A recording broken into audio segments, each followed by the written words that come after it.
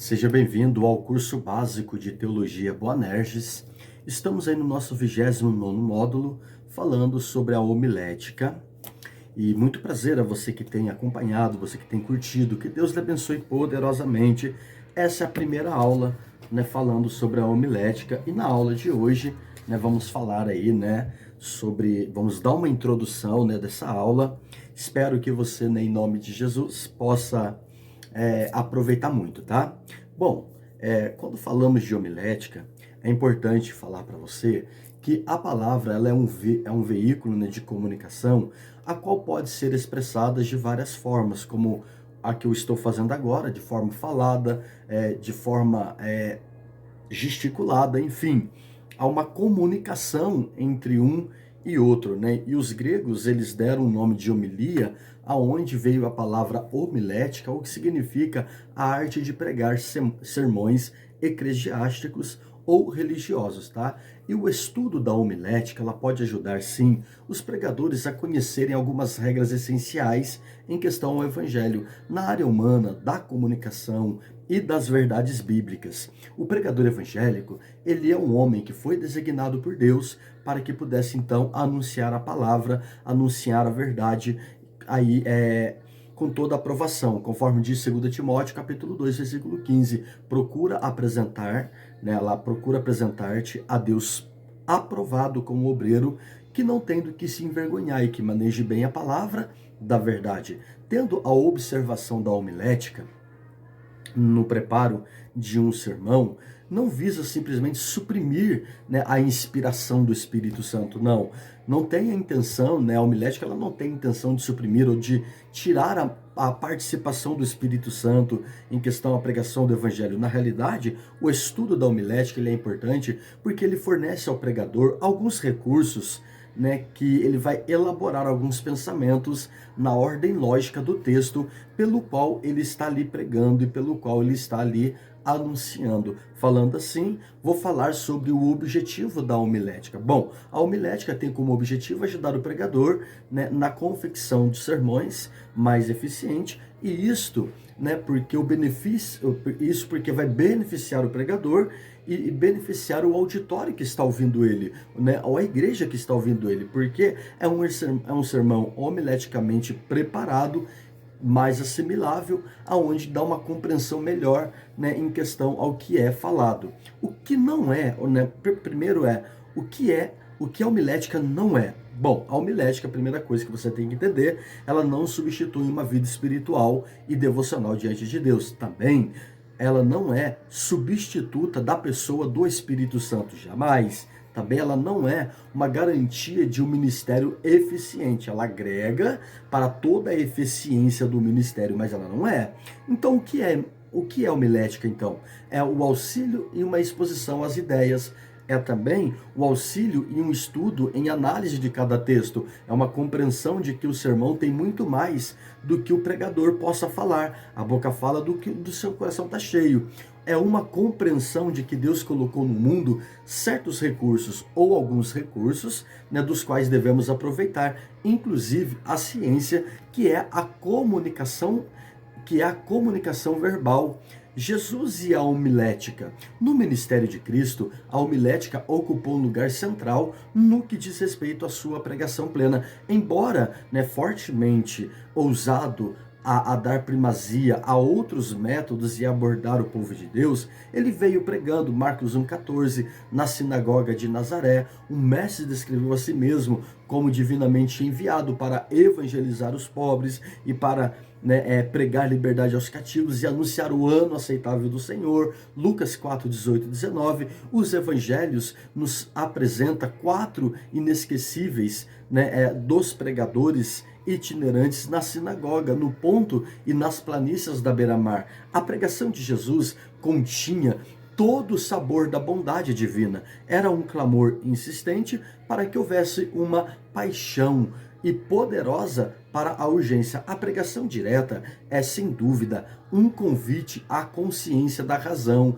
da imaginação e aos sentimentos mediante a declaração de toda a verdade e da graça de Deus, que vai produzindo em nós um efeito mais urgente e eficaz Qual é o valor, então, da homilética? Bom, a homilética contribui no sentido geral, né, na pregação à palavra de Deus, de duas coisas. Contudo, tá, influenciando grandemente a pregação cristã, levando de forma retórica. A primeira vantagem é que a disseminação do evangelho, a pregação do evangelho, entre outras nações gentílicas, em cujo seio as tradições e as formas judaicas eram um pouco desconhecidas.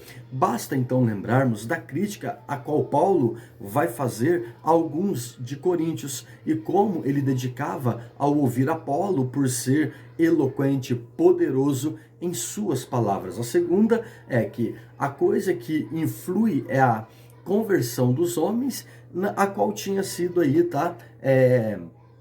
A qual tinha sido treinado nas retóricas. Muitos deles, dia a dia, vão tornando-se pregadores e, naturalmente, vão usando, né, os seus dotes retóricos de proclamação do evangelho, vão acrescentando algumas coisas e vão trazendo essa influência, né, ao declínio dos pregadores judeus não cristãos. E vamos ver, né, o que a homilia, né, qual é a arte da homilia, né, o que ela vai fazer nesse contexto todo. Bom, qual é a origem da homilética? E por que então estudar a homilética? Qual que é a importância, né, de estudarmos a homilética? Bom, porque alguns sermões, eles têm a capacidade até mesmo de atrapalhar o culto. E você pode achar até mesmo estranho, mas é isso mesmo. Alguns cultos seriam melhores se não houvesse um sermão. Aliás, sempre que a pregação for vazia e sem poder, ela vai atrapalhar todo aquele culto. Às vezes o culto começa tão bem, com os louvores, com as oportunidades,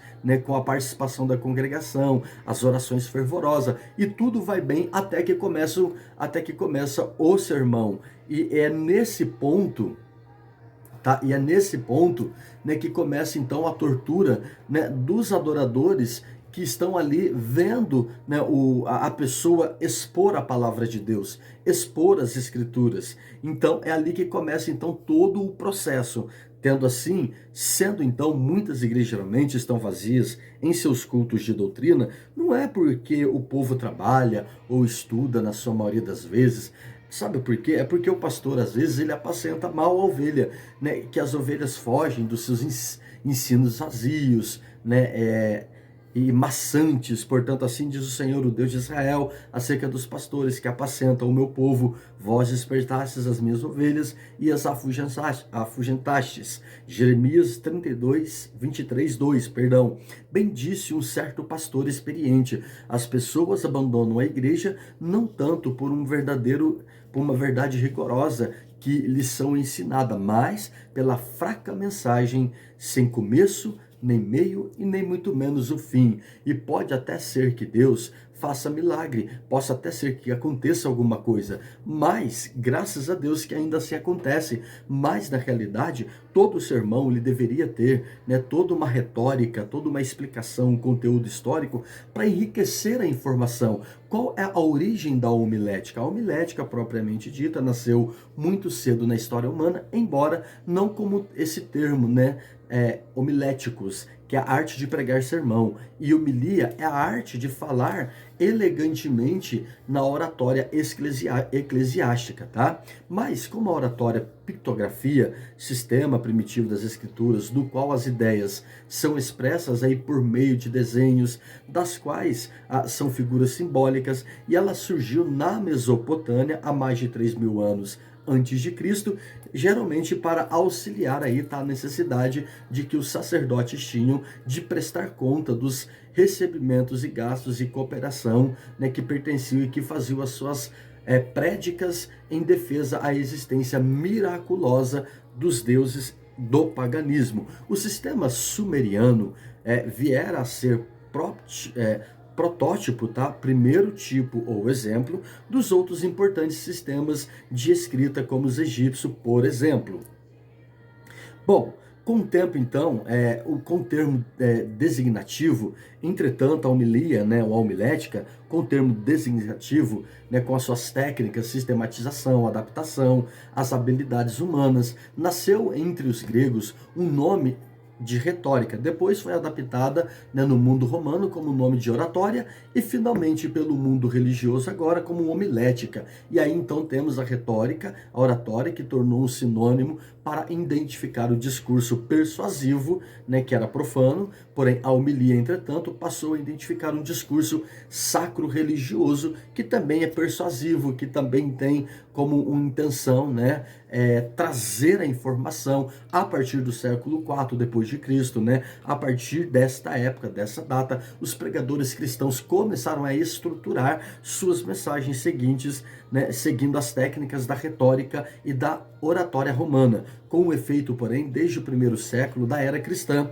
Esta influência estrutural da homilética já começava então a ser sentida no seio do cristianismo. Não é de se surpreender, portanto, que a maioria dos teólogos cristãos primitivo supunha-se de que aceitavam as teorias gregas e romanas, pois muitos deles eram filósofos neoplatônicos convertidos ao cristianismo ou estavam sob uma influência dessa ideia, conforme foi o caso de Justino, Martim e de Clemente de Alexandria, e de Orígene, e de Agostinho, e de Ambrósio, e de muitos outros que passaram por esse contexto histórico, tendo então a homilética dentro da sua oratória. A oratória é a arte de falar em público, é a arte de expressar em público, é a arte de conduzir aquela palavra. Muitos pregadores são estudiosos, pesquisadores, inteligentes e até homens de oração, mas falham quanto à elegância, à influência,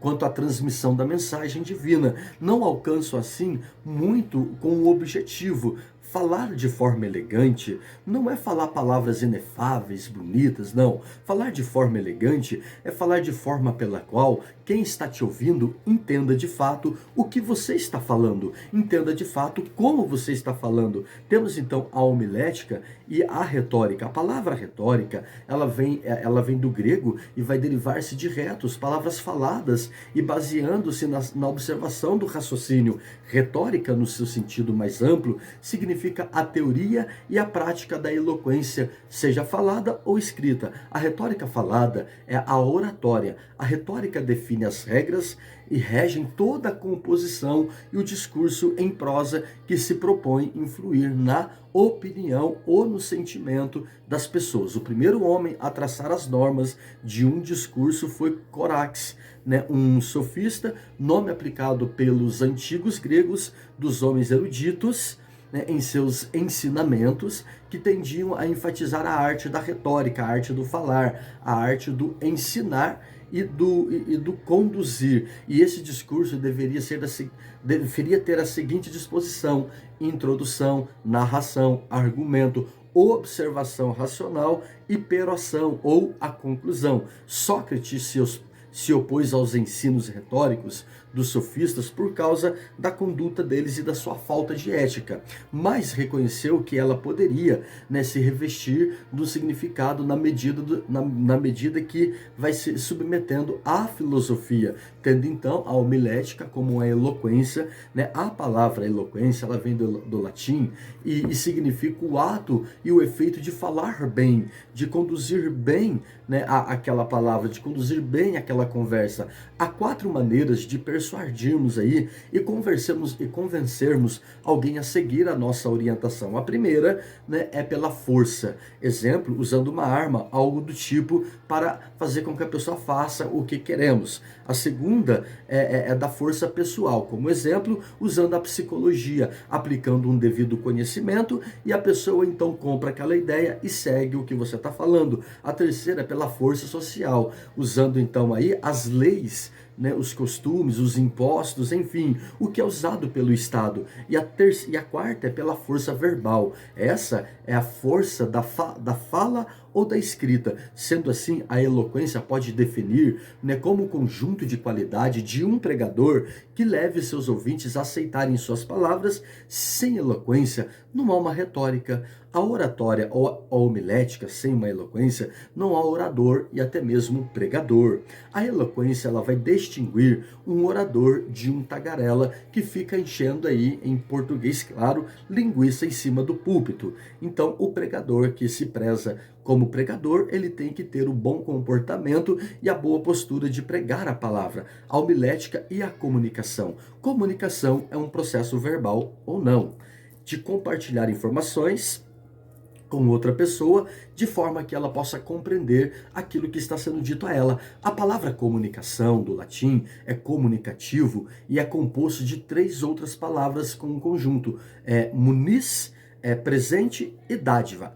É actio, ação. Então, a comunicação significa trocar presente ou ideia. É a arte de sensibilizar a pessoa, levando a adotarem as mesmas ideias e os mesmos hábitos, pugnarem pelo mesmo propósito. A homilia tem muito a ver com a comunicação. Por isso, vamos estudar os 3 elementos, né, que vão interagir aí, tá, com essa comunicação, tá? O primeiro elemento é o elemento do emissor. É aquele que envia a mensagem ao receptor. Quando isso acontece, dizemos então que ele ouviu uma comunicação. O receptor é aquele que recebe a mensagem, e sim, é importante frisar que o receptor só poderá entender a mensagem enviada se estiver bem nítida e adequada ao nível do receptor, ou seja, adequada ao seu nível de entendimento. Devemos então notar que a comunicação atua sempre nos sentidos, sempre, né, sobre o sentido do receptor. Ou seja, se você vai comunicar a alguém algo importante, tenta ser mais sucinto possível, tenta ser mais simples o possível, tenta ser mais claro o possível. É claro que, de repente, você está em uma igreja que ela tem um comportamento um pouco mais elegante, mais requintado, aí você se preocupa um pouco com as palavras que você vai falar naquela reunião. É claro que você tem o Espírito Santo e que o Espírito Santo vai te usar para falar poderosamente, mas se estudando o lugar que você vai pregar e trazendo uma mensagem pela qual todos vão entender, fica muito mais fácil. E o terceiro, a mensagem deve ser um conteúdo que vai despertar e alimentar o interesse do receptor, para que ele então possa ler aquela mensagem e dar uma resposta. Bom, noção e definição. O vocábulo retórico do grego retor, que é orador ou assembleia, tem sido interpretado como a arte de falar bem ou a arte de falar em público. Isso é, a arte de usar todos os meios e o recurso que a linguagem traz como objetivo de provocar determinados efeitos em os seguintes ouvintes, tá? Os gregos sofistas, eles vão dividir em 3 grupos: político, forense e o epidica, né, que é o demonstrativo. E tratando não somente do estilo, mas também do assunto e da estrutura dos métodos da elocução em cada caso, os gregos combinavam as técnicas dos sofistas, né, com a concepção platônica e aristotélica de que a arte da oratória deve estar a serviço da verdade. A oratória, ela é ensinada na Grécia Antiga pelo sofista, fundamentada em princípios disciplinares da conduta que teve a origem, né, na Cilícia no quinto século, né, antes de Cristo. Depois, através aí, né, de Siracusano, Coraxe, e o seu discípulo Tisias. Tisias se tornou o discípulo mais famoso de Coraxe. Quando Coraxe lhe cobrou as aulas ministradas, Tisias recusou a pagar, alegando que, se fora bem instruído pelo mestre, estava apto a convencê-lo de não cobrar.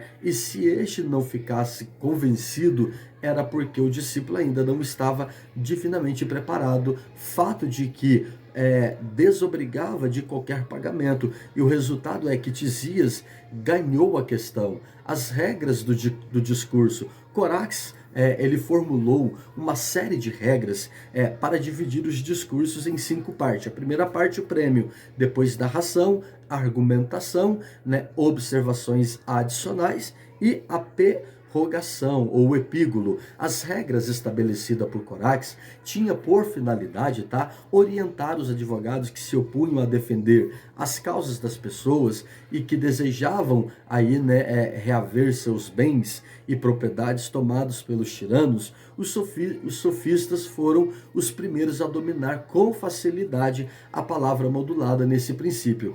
Entre os objetivos que possuíam, visando uma completa formação, 3 eram procurados com maior intensidade adestrarem, para julgar, falar e agir. O seu aprendizado na arte de falar consistia de fato em fazer a leitura em público, comentários sobre os artistas famosos e improvisar e promover certos debates ou alguns debates. A partir daí, a palavra retórica passou a ser usada também no campo da comunicação, para descrever o discurso persuasivo, quer escrito ou não, ou falado, as qualidades exigidas. Os oradores sofistas, entre eles Górgias e Sócrates, que viveu 436 a 338 a.C., implantou a disciplina da retórica no currículo escolar dos estudantes atenienses, e muitos outros exigiam várias habilidades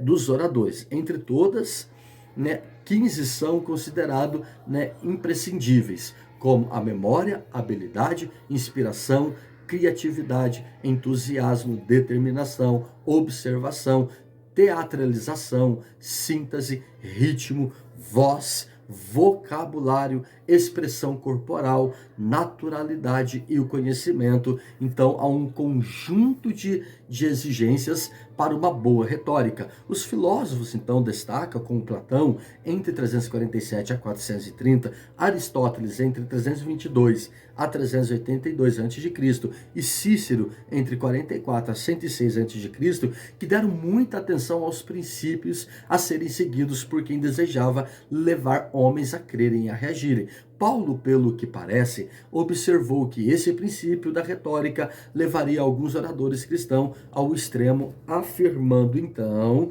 apenas que a sublimidade de palavra ou sabedoria, 1 Coríntios 2:1, esta é a época em que os gregos buscavam a sabedoria.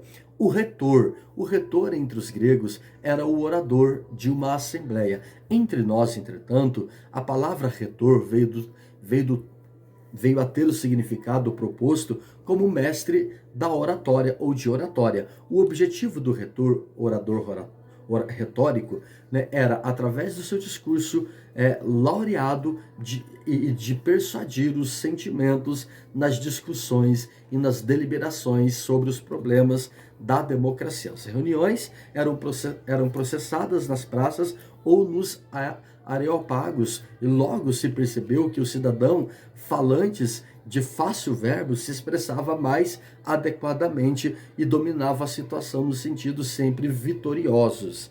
A divisão da retórica. Entre os gregos e os romanos, os discursos da retórica deveriam ser moldados em 5 pontos, e cada um dos tais foram associados muitas sugestões para o bem falar. A invenção consistia na coleta do planejamento e do uso das matérias e ideia a fim de influir os ouvintes. 3 tipos de apelo pelo qual o orador pode fazer. São o apelo lógico, baseado na evidência e no raciocínio, os apelos emocionais, que são os impulsos dos sentimentos, e os apelos éticos, que são baseados no caráter, personalidade, experiência, reputação do orador. Disposição consistia no arranjo da matéria, aonde destinada a servir melhor com o próprio orador. O estilo, nesse sentido, Aristóteles foi o maior deles, consistia no uso de palavras para transmitir a mensagem de maneira muito mais eficaz. Na memória, consistia em lembrar bem de todas as mensagens transmitidas, e entregar consistia no uso correto da voz e da forma como fazer com que os ouvintes ouçam aquela palavra e não se ofendam, e você entregue uma boa palavra a eles. O que é oratória? Bom, o perfil do pregador.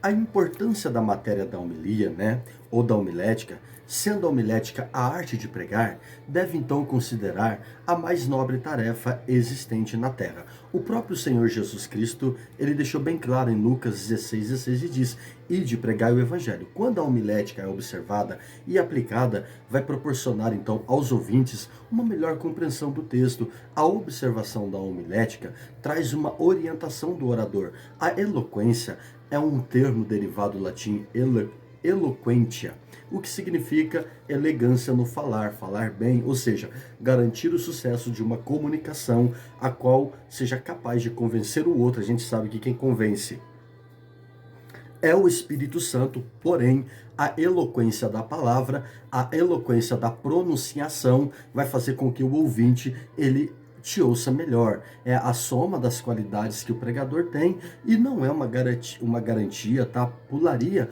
ou até mesmo pancadaria no púlpito. A elocução é o meio mais comum para que haja uma comunicação. Portanto, devemos observar 3 pontos importantes do pregador, tá? Primeiro ponto é o ponto da voz. A voz é o principal aspecto de um discurso. Ela tem que ser audível a todos, a ponto de que eles consigam ouvir, de forma também que eles consigam entender. A pronúncia tem que ser bem pronunciada, com pausadamente, com uma respiração boa. A leitura incorreta não observa as pontuações e nem as acentuações. Então o leitor, ele tem que tomar cuidado, ele tem que ler, né, pausadamente, ele tem que ler com ponto, vírgula, exclamação, interrogação, para que fique bem entendido a quem está acompanhando. Quanto ao vocabulário, né, a quantidade de palavras que conhecemos, fácil de falar, comum a todos, fácil a compreensão, né? Saber o significado é importante, evitar as gírias, linguagens incorretas, ilustrações impróprias, às vezes acontece, mas seria bom evitar. Quando estiver pregando, nunca colocar as mãos no bolso, tá? Algumas regras de eloquência: procurar ler mais do que puder sobre o assunto a ser exposto, ou seja, não deixar para fazer na hora. Se você vai trazer uma palavra, leia pelo menos 10, 15 vezes, 20 vezes, 30 vezes, enfim, mas leia quantas vezes for possível, até que você grave. Conhecimento do púlpito, do público ouvinte, procurar saber o tipo de reunião e o nível dos ouvintes é importante. A seriedade, pois o orador não é um animador de plateia, ele é alguém que vai transmitir a palavra de Deus, ele é alguém que vai transmitir uma verdade, então ele tem que saber o que ele vai fazer em cima do altar. Seu objetivo, claro, para não causar nos ouvintes o total desinteresse com aquela palavra. Utilizar uma linguagem bíblica é muito importante. Evitar o uso de pronome como eu e sim como nós, agregando que todos fazem parte daquela mensagem, né? Quando você coloca nós, você já está incluso no pacotão também. A postura é importante. É muito importante também que o orador saiba como se comportar em um púlpito ou na tribuna. A sua postura pode ajudar ou atrapalhar a sua exposição. A fisionomia é muito importante, pois você transmite, né, sentimentos a qual você vai ver. Ficar em posição de nobre atitude, olhar sempre para os ouvintes, não demonstrar rigidez e nervosismo, evitar exageros no gesto, não demonstrar indisposição, evitar as leituras prolongadas, sempre preocupado com a indumentária, como cores, gravatas, meias, tá? Cabelo penteado melhora muito a aparência. No meu caso, né, aos queridos alunos, eu não tenho cabelo, tenho uma barba, mas cuido bem da minha barba, então, no meu caso, uma barba bem feita, né, também traz uma boa aparência, tá? Mas você que tem cabelo, um cabelo bem penteado traz uma boa aparência, tá?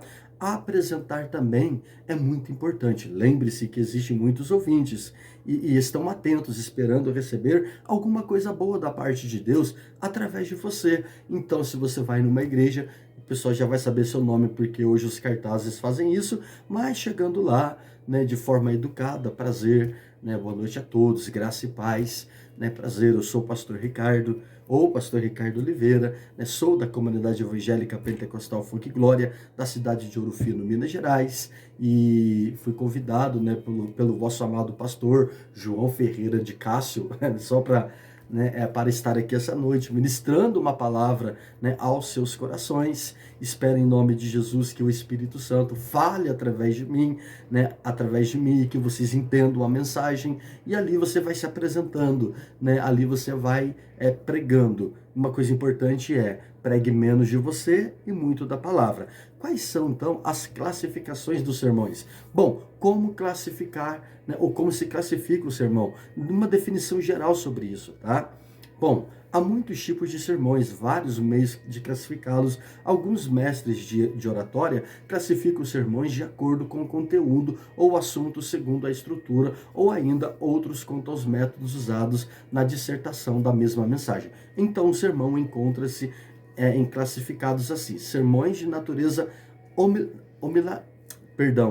homilética, tá? Sermões homiliastas, sermões temáticos. Muitas das vezes, o sermão temático é também chamado de sermão tópico, em razão a mesmo principiar um tópico tirado da Bíblia. A diferença entre os sermões temáticos, né, quanto confrontado com os sermões textuais e expositivos. O sermão temático não começa, né, com um versículo ou passagem longa, especiais da Bíblia, como fazemos nos casos de sermões textual, que você vai pegar uma passagem maior, salvo quando se trata de um versículo, tais como não matarás, Jesus chorou, não matarás, né, Êxodo 20, versículo 13, Jesus chorou, João 11:35, etc. Geralmente tem um início com um assunto tópico ou um tema. A dissertação do sermão temático não se concentra no texto ou numa parte das escrituras onde aquele tema está focado. Ele vai, né,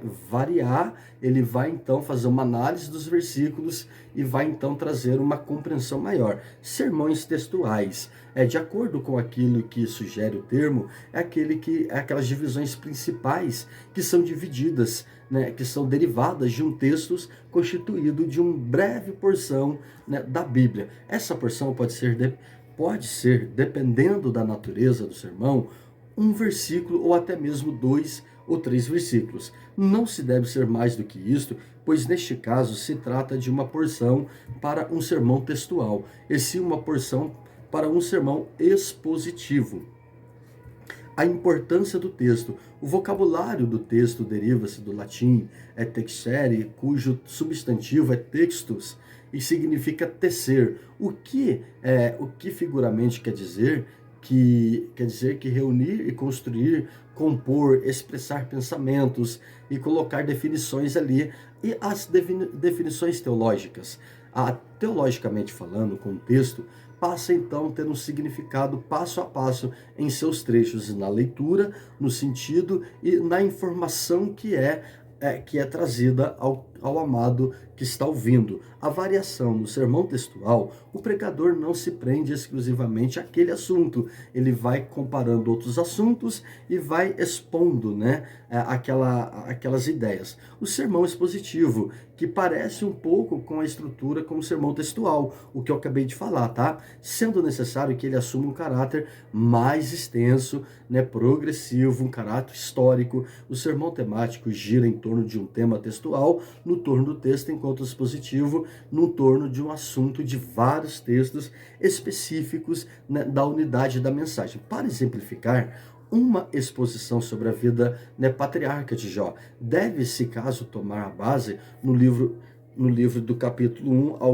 ao capítulo 42, e é claro que leremos, né, no início do sermão todo este que não vamos ler, né? Entretanto, por força de argumento aqui, ali e acolá, temos que fazer as citações épicas. Se a nossa imposição tem uma base do sermão, né, do monte, pregada por Jesus, é óbvio que tomaremos, né, como base 3 capítulos do livro, né, Mateus capítulo 6, capítulo 5, capítulo 7, e ainda pequenas porções do capítulo 8.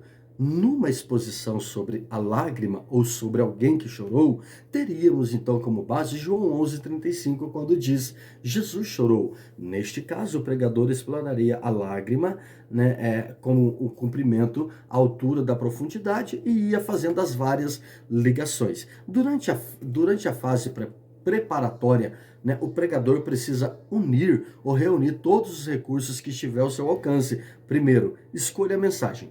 Esse é um ponto crucial, tá? Ele deve, né, ela deve ser um texto completo, ditado, parágrafo, parágrafo, seção, parábola, livro, enfim, deve ter integridade hermenêutica, tudo que se expõe deve ser fiel ao texto, né, dentro da palavra de Deus, o contexto deve estar em sintonia direta com o texto, né, coadunar, em cada detalhe, deve também ter coesão, né, um colar de pedras preciosas, deve ter movimentação, leva o ouvinte para frente e deve ter uma aplicação prática na vida, colocando, né, essa pessoa dentro desse contexto. Familiarização do contexto, ler várias vezes, né, Copel Morgan opina que se deve ler pelo menos 50 vezes o sermão qual você vai pregar. Louis King, para um sermão modelo e completo, ele gasta então em torno de 8 horas por dia, lendo e meditando. Ler o livro da Bíblia, onde o texto está escravado várias vezes, com propósito. E também a leitura sintética busca o tema principal e o desenvolvimento do tema do subsídio e das suas colocações. A leitura e as suas formações. Tendo então o término desta aula, né, na nossa próxima aula, vamos falar, né, na nossa próxima aula, vamos falar aí sobre o assunto, né, sobre os objetivos, né, e o assunto dos sermões, né, vamos trazer a nossa próxima aula, segunda aula, trazendo o assunto por assunto. Então, que Deus lhe abençoe poderosamente. Muito obrigado a você que tem nos acompanhado. A graça e paz.